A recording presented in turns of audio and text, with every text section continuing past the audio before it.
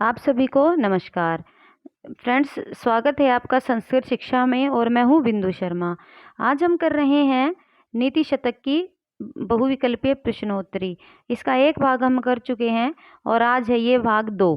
तो ये 200 प्रश्नों की श्रृंखला है फ्रेंड्स, तो आप इसमें बने रहिए हमारे साथ। आइए प्रारंभ करते हैं अपनी कक्षा। थोड़े से ज्ञान से स्वयं को ज्ञानी मानने वाला मनुष्य को कौन नहीं समझा सकते। थोड़े से ज्ञान से स्वयं को ज्ञानी मानने वाले पुरुष को कौन नहीं समझा सकते। कौन नहीं समझा सकते? ब्रह्मा, विष्णु, महेश या गणेश।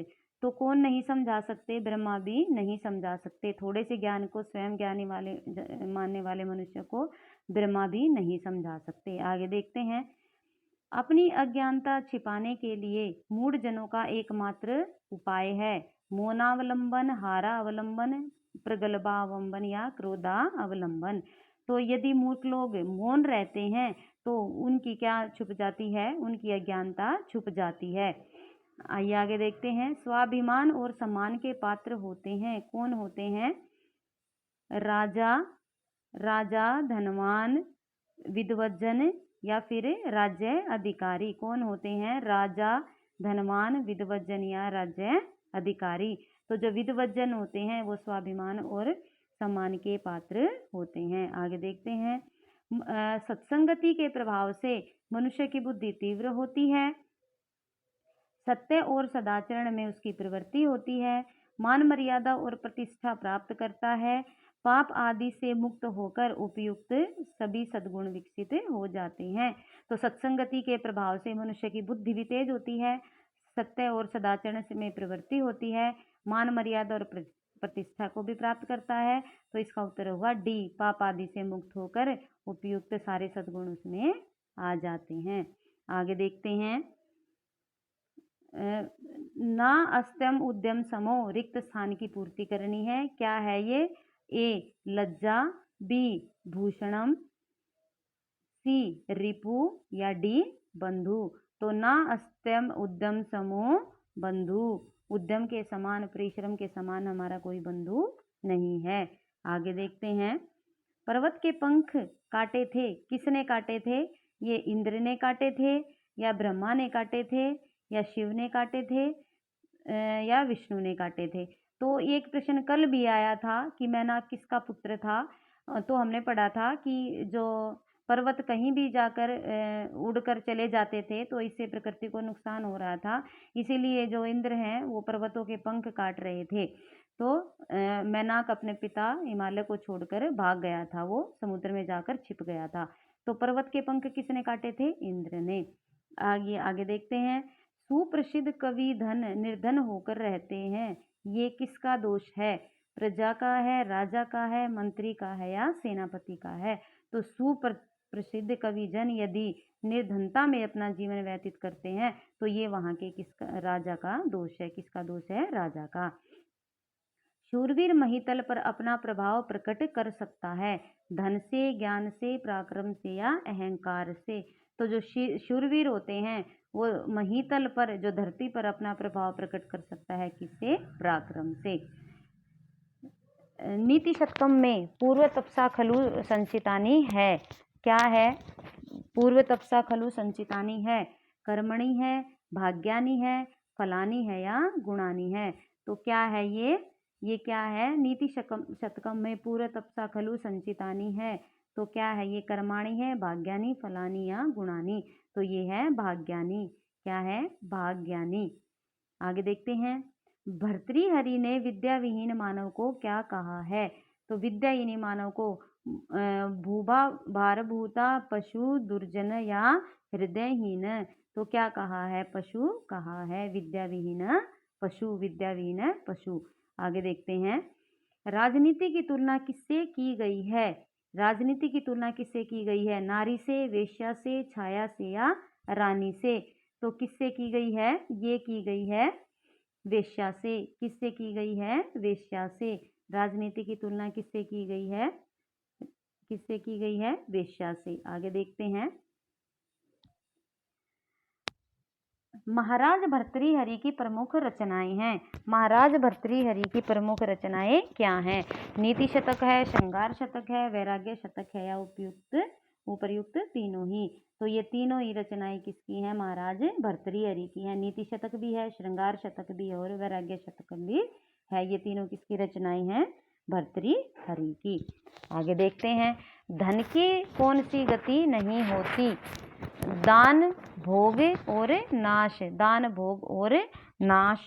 तो धन की ये तीनों गतियां होती हैं, धन की एक गति नहीं होती। क्या नहीं होती? संतोष प्राप्ति नहीं होता। तो दान भी किया जा सकता है, उसका भोग किया जा सकता है, अन्यथा उसका नाश हो जाता है। आइए आगे देखते हैं, नीति शतकम अपनी गेयता के कारण क्या है? एक गीति काव्य है या रीति काव्य है या वक्रोक्ति युक्त काव्य है या इनमें से कोई भी नहीं। तो ये कैसा है? ये है गीति काव्य है। नीति शतक एक गीति काव्य है। आगे देखते हैं प्रश्न नंबर 34। नीति शतककार के मतानुसार संपत्ति काल में महापुरुषों की मनोवृत्ति होती है। विशाल पर्वत की शिलाओं के समूह की भांति कठोर, कमल के समान कोमल, पीतल पात की तरह चंचल या पवन के समान गतिशील। तो इसका उत्तर है बी। नीति शतककार के अनुसार जब संपत्ति काल होता है, जब संपत्ति आ जाती है महापुरुषों के पास, तो वो कमल के समान कोमल हो जाते हैं, कमल के समान कोमल हो जाते हैं। आइए आगे देखते हैं, सबका आभूषण क्या है? स्वर्ण है, धन है, शील है या सत्य है? तो सबका आभूषण क्या है? शील। सबसे बड़ा साधन क्या है? प्रश्न नंबर 36 देखते हैं, दान, पूजन, तीर्थ यात्रा या परहित साधन। तो परहित साधन सबसे बड़ा क्या है? साधन माना जाता है, परहित साधन। संसार में सबसे अधिक मनोहर और कष्टकारक कौन होता है? संसार में सबसे अधिक मनोहर भी और कष्टकारक भी क्या होता है? ये होता है धन होता है, ज्ञान होता है, रमणी होती है या फिर यश होता है। तो संसार में सबसे अधिक मनोहर और कष्टकारक कौन होता है? तो ये रमणी होती है, यानी स्त्री होती है। आगे देखते हैं, निम्न विकल्पों में से किसे भर्तृ ने मूर्ख एवं दुराग्राही व्यक्ति को प्रसन्न करने की अपेक्षा अधिक सरल नहीं कहा है? मगर की दाढ़ से बलात् मणि निकाल लेना, क्रूध सर्प को फूल की तरह सिर पर धारण कर लेना, कभी मृग तृष्णा से जल प्राप्त करना या नाव से नदी प्राप्त करना, तो नदी पार करना। तो भर्तृहरि ने क्या कहा है कि ये जो उसका उत्तर होगा ये होगा डी। क्या कहा है कि ये भी आसान है, मगर की दाढ़ से बलात् मणि निकाल लेना भी ये उदाहरण दिया है। क्रुद्ध सर्प को फूल की तरह सिर पर भी धारण किया जा सकता है, कभी मृग तृष्णा से जल प्राप्त किया जा सकता है, लेकिन ये उदाहरण नहीं दिया है। ये तीनों उदाहरण देकर समझाया गया है कि मूर्ख व्यक्ति को नहीं समझाया जा सकता, उसके सामने ये तीनों कार्य किए जा सकते हैं, लेकिन ये नाव से नदी पार करने का उदाहरण उन्होंने नहीं दिया। यम यम पश्यसि तस्य तस्य पुरतो ही माँ ब्रूहि दीनम वचः। इस सूक्ति के माध्यम से किसे शिक्षा दी जा रही है? राजा को, बादल को, चातक को या याचक को? तो ये चातक को समझा रहे हैं कि रे रे चातक सावधान मनसा। ये पूरा का पूरा श्लोक है, आपने नीति शतक में पढ़ा भी होगा। तो चातक को क्या समझा रहे हैं कि सबके सामने अपनी दीनता का वाचन नहीं करना चाहिए, क्योंकि लोग मजाक उड़ा लेते हैं। तो किसको कहा है? ये चातक को कहा है कि माँ ब्रूहि दीनम वचः, सबके सामने अपने दीन वचनों को नहीं बताना चाहिए। आगे देखते हैं, आलस्य ही मनुष्याणाम शरीरस्थो महारिपु न अस्ते उद्यम समो बंधु कृत्वा ये न एव सीदति। तो क्या है ये? किसका महत्व है इसमें? ज्ञान का है, धर्म का है, कर्म का है या मित्र का है? तो इसमें क्या किसका महत्व बताया गया है? ऑप्शन नंबर सी, इसमें कर्म का महत्व बताया गया है। तो मित्राणी, ये थे आज के हमारे 20 प्रश्न नीति शतक के। यदि आपको वीडियो अच्छा लगा हो तो लाइक कीजिए, शेयर कीजिए, कमेंट कीजिए, और चैनल पर नए हैं तो प्लीज़ चैनल को सब्सक्राइब कीजिए। आज के लिए बस इतना ही। धन्यवाद। नमो नमः।